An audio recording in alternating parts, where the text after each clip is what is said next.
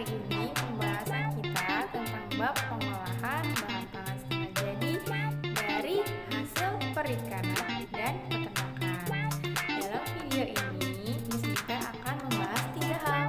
Yang pertama, tentang alasan dibuatnya produk olahan setengah jadi hasil perikanan dan peternakan. Kedua, tentang jenis dan manfaat produk olahan setengah jadi hasil perikanan dan peternakan. Yang ketiga, tentang teknik pengolahan bahan pangan setengah jadi hasil perikanan dan peternakan.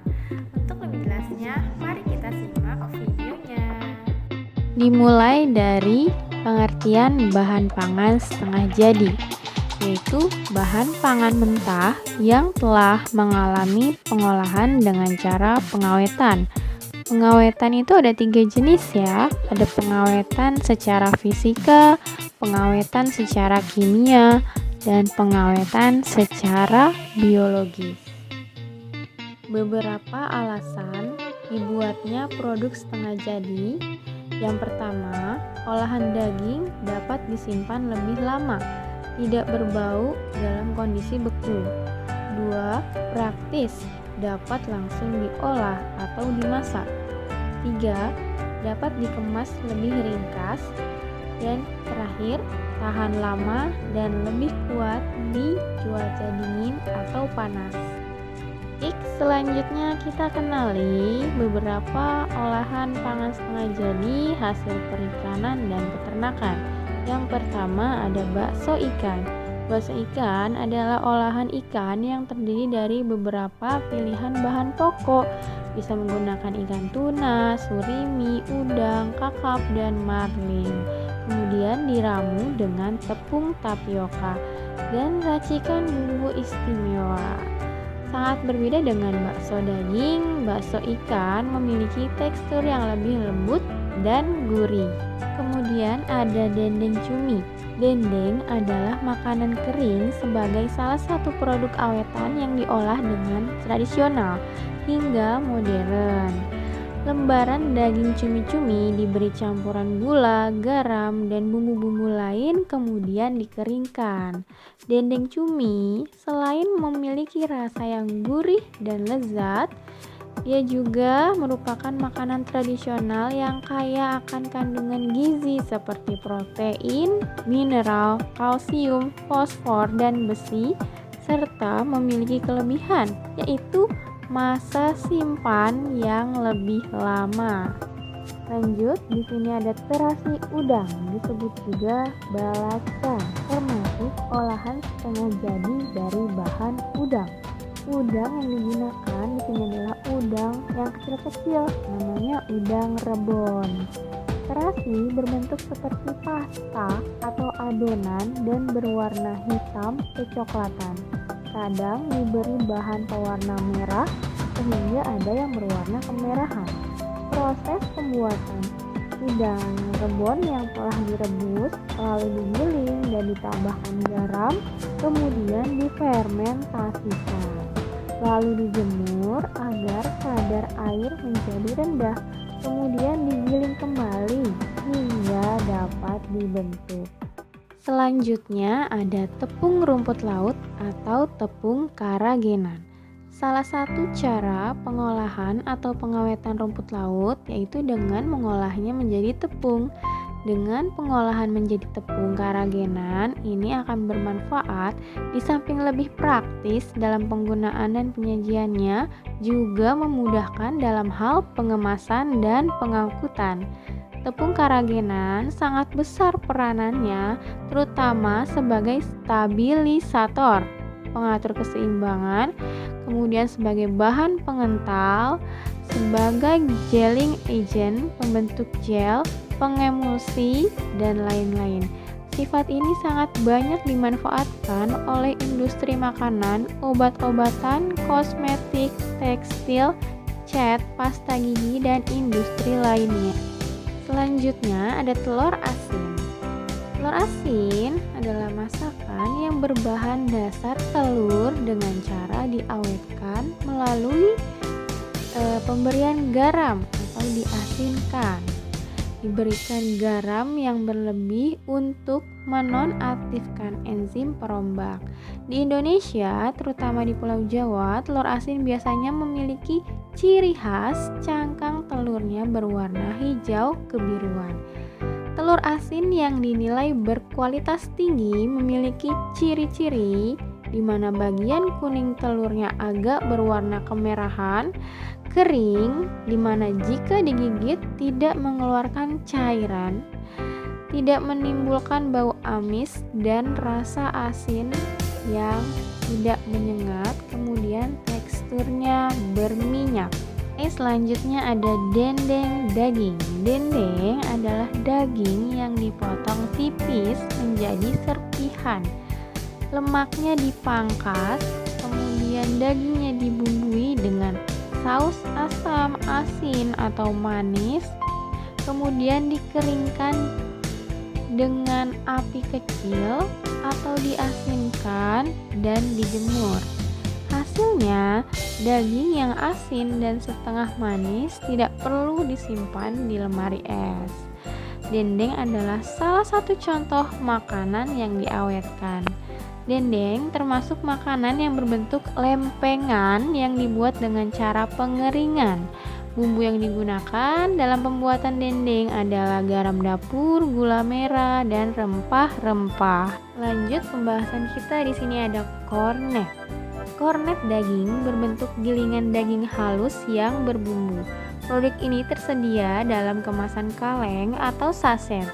Dengan diproses menjadi kornet, masalah penyimpanan daging sapi segar dapat diatasi karena dapat disimpan pada suhu kamar sekitar 2 tahun. Jadi lebih awet ya.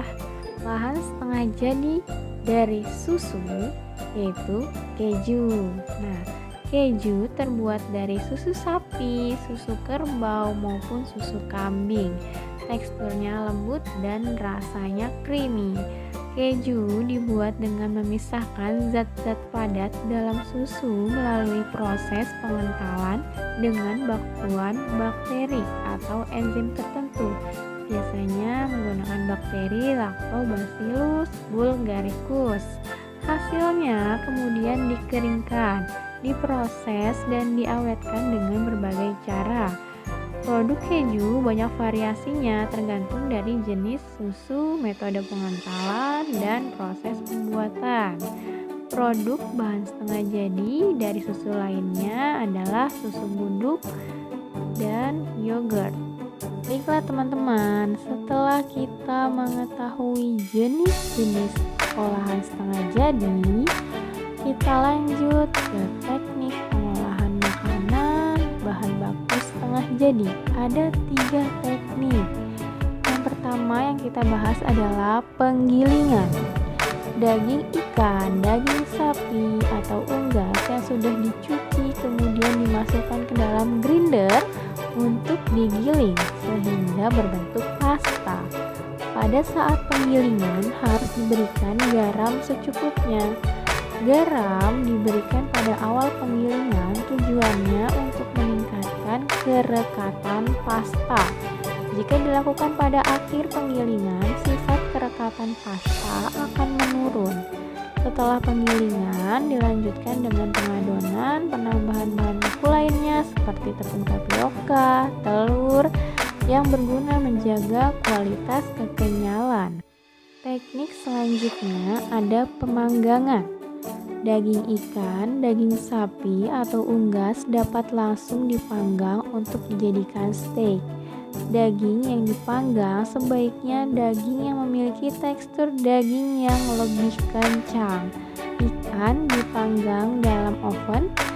Caranya, panggang ikan dalam oven dengan suhu 200 derajat Celcius selama sekitar 10 menit atau hingga kulit pelapisnya kuning keemasan. Kemudian yang ketiga ada menggoreng.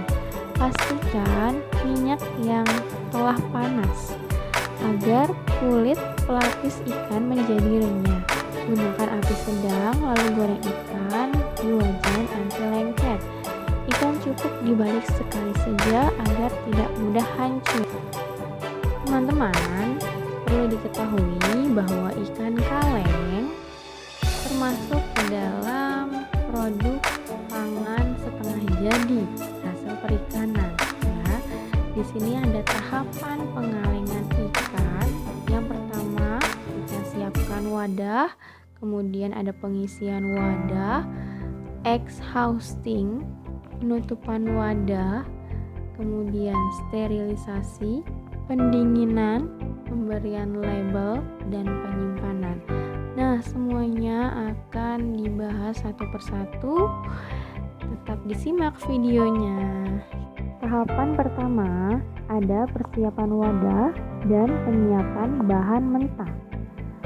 Yang tahap-tahapnya adalah pembersihan wadah sebelum dipakai, pemberian kode, pemilihan dan pembersihan bahan baku, cutting, di mana ikan digunting pada bagian dekat kepala ke bawah, kemudian sedikit ditarik untuk mengeluarkan isi perutnya. Kemudian kedua ada pengisian atau filling. Pengisian bahan ke dalam wadah kaleng harus dilakukan dengan baik sehingga tidak terlalu banyak udara yang tertahan di dalam wadah. Pengisian bahan jangan terlalu penuh dan harus disisakan tempat kosong di bagian atas wadah, sekitar 10% dari kapasitas wadah. Gunanya tempat kosong tersebut adalah supaya waktu sterilisasi masih ada tempat untuk pengembangan isinya. Oke, selanjutnya ada proses pengalengan. Proses pengalengan ada beberapa tahap. Yang pertama, dilakukanlah pembuangan udara atau penghampaan atau exhausting. Sebelum kaleng ditutup, biasanya dilakukan penghampaan atau exhausting. Tujuannya untuk memperoleh keadaan vakum dalam wadah, yaitu dengan jalan mengeluarkan oksigen yang ada dalam ruang kosong. Manfaatnya untuk mencegah terjadinya tekanan yang berlebih dalam wadah pada waktu sterilisasi. Kedua, untuk mengeluarkan oksigen dan gas-gas dari makanan kaleng. Selanjutnya, dapat mengurangi kemungkinan terjadinya korosi atau karat dan agar tutup kaleng tetap cekung. Selain itu, dapat mencegah reaksi oksidasi yang dapat menimbulkan kerusakan rasa. Oke, setelah proses exhausting tadi, wadah itu ditutup ya. Sekarang tahapan penutupan atau sealing.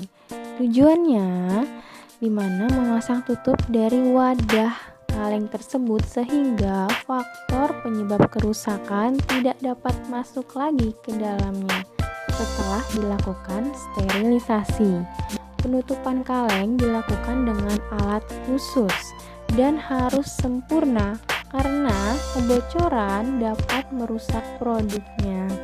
Sebelum wadah ditutup, harus diperiksa dahulu apakah ruang kosongnya sudah cukup dan sesuai dengan perhitungan. Setelah ditutup, kemudian dilakukan sterilisasi pada pengaleman. Proses pemanasan wadah serta isinya pada suhu dan jangka waktu tertentu untuk menghilangkan atau mengurangi faktor-faktor kerusakan tanpa menimbulkan gejala overcooking pada makanannya. Suhu yang digunakan biasanya sekitar 121 derajat Celcius selama 20-40 menit, tergantung dari jenis bahan makanannya. Setelah proses sterilisasi, maka dilakukan pendinginan selama 15 menit. Produk setelah didinginkan diistirahatkan di tempat pengistirahatan untuk menunggu giliran pengepakan atau packing. Tujuan dari pendinginan yaitu mencegah lewatnya pemasakan atau overcooking dari bahan pangan, kemudian mencegah tumbuhnya spora-spora dari bakteri perusak bahan pangan yang belum mati. Ada beberapa hal yang menyebabkan awetnya ikan dalam kaleng. di mana ikan yang digunakan telah melewati tahap seleksi sehingga mutu dan kesegarannya dijamin masih baik. Ikan tersebut telah melalui proses penyiangan sehingga terhindar dari sumber mikroba kontaminan, yaitu yang terdapat pada isi perut dan insang. Pemanasan dari sterilisasi tadi telah cukup membunuh mikroba pembusuk dan penyebab penyakit. Ikan termasuk dalam makanan golongan berasam rendah yang mempunyai pH 5,6 sampai 6,5. Adanya medium pengalengan dapat meningkatkan derajat pH sehingga produk dalam kaleng menjadi lebih awet. Dan bakteri Clostridium botulinum tidak dapat tumbuh.